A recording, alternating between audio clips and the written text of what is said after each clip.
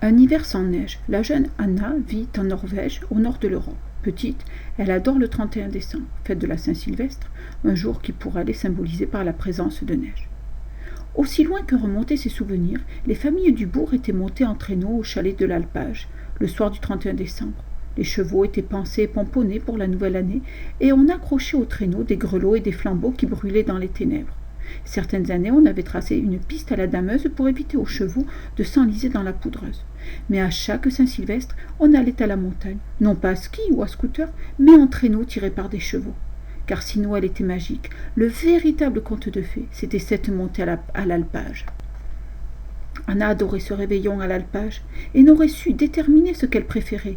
La montée pour célébrer les derniers restes de la vieille année, ou la descente vers l'an nouveau, bien emmitouflée dans une couverture en laine, les épaules enveloppées de la chaleur du bras de papa, de maman ou d'un habitant du bourg. Mais l'année de ses 10 ans, le dernier jour de décembre avait été sans neige, sur le plateau comme en plaine. Le gel avait depuis longtemps planté ses crocs dans le paysage. Pourtant, hormis quelques modestes congères çà et là, il n'y avait pas de neige sur la montagne. Et dépourvu de son manteau blanc, le majestueux sommet se trouvait honteusement nu. Les adultes se murmuraient entre eux des réchauffements planétaires, changements climatiques, et Anna nota ces nouvelles expressions. Pour la première fois de sa vie, elle eut le sentiment que le monde n'était pas dans son état normal.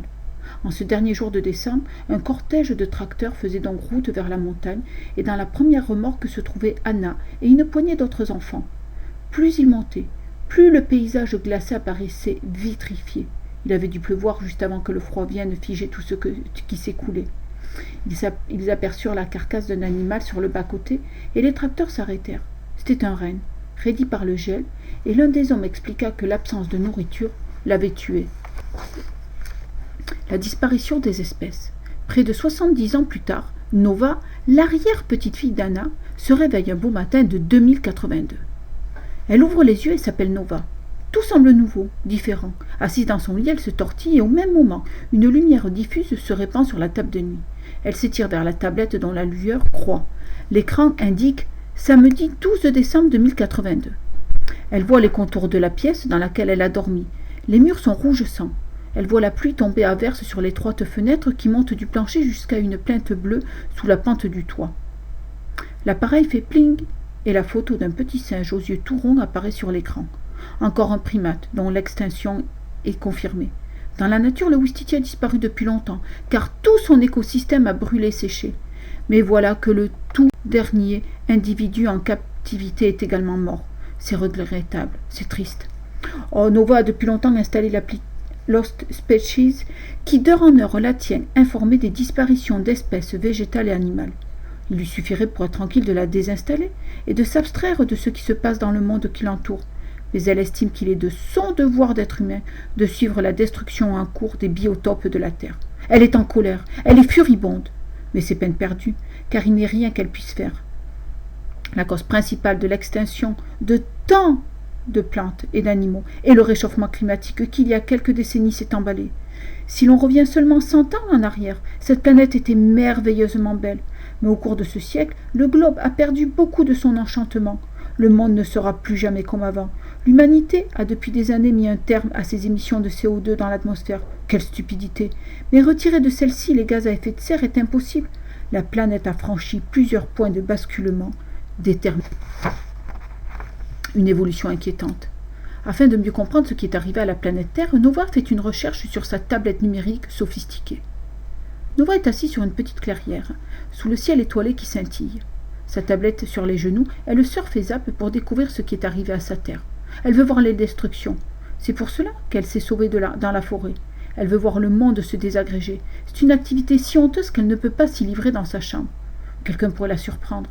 Elle fixe l'écran, se déplace dans le monde par effleurement et tapotement sur le clavier de lien en lien. Elle trouve tout ce qu'elle cherche. Elle dispose d'un éventail d'applis qui rassemble tous les aspects de la destruction de la nature. De film en film, elle revit la sécheresse qui a progressivement gagné l'Afrique, l'Amérique, l'Australie, le Moyen-Orient. La vérité est quadridimensionnelle.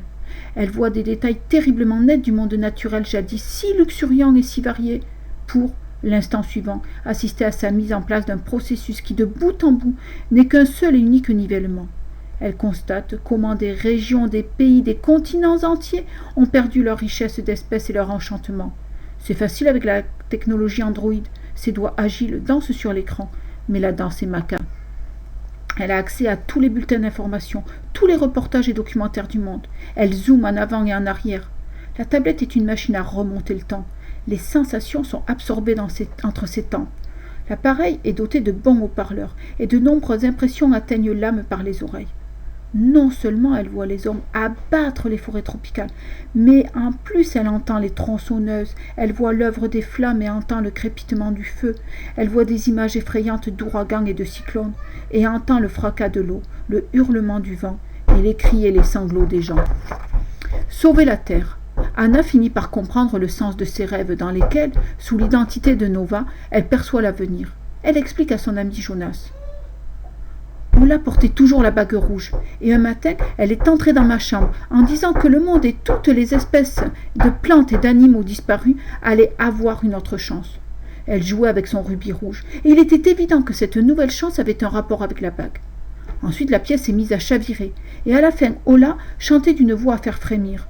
Tous les oiseaux, tout petits, sont maintenant revenus. Et là, je me suis réveillée, Jonas. C'était il y a seulement quelques heures. Je me suis réveillée et j'ai entendu les oiseaux dehors. Je me suis réveillée complètement persuadée que ce rêve était vrai et que mon arrière-grand-mère avait réussi ce qu'elle m'avait promis. Le monde avait véritablement une autre chance et 1 million de plantes et d'animaux avaient été réintroduits. Tu te rends compte ? Jonas restait assis à secouer la tête. Incroyable, je commence moi-même à croire à ce rêve. Et ce qui dans le rêve était de la responsabilité de mon arrière-grand-mère est maintenant devenu de la mienne. Soudain les rôles sont inversés. D'un seul coup c'est moi qui dois faire quelque chose pour lutter contre les dégâts climatiques. Et puis, dans 70 ans, je reverrai mon arrière-petite-fille, et l'affaire sera de nouveau jugée. C'est moi qui serai la vieille arrière-grand-mère qui risquera d'être chassée dans la forêt si l'état de la terre n'a pas été amélioré, si je ne parviens pas à empêcher que les écosystèmes ne soient détruits et la nature du monde réduite et désenchantée. Alors, je me condamne moi-même. Jostein Gaarder, L'héritage d'Anna, 2015.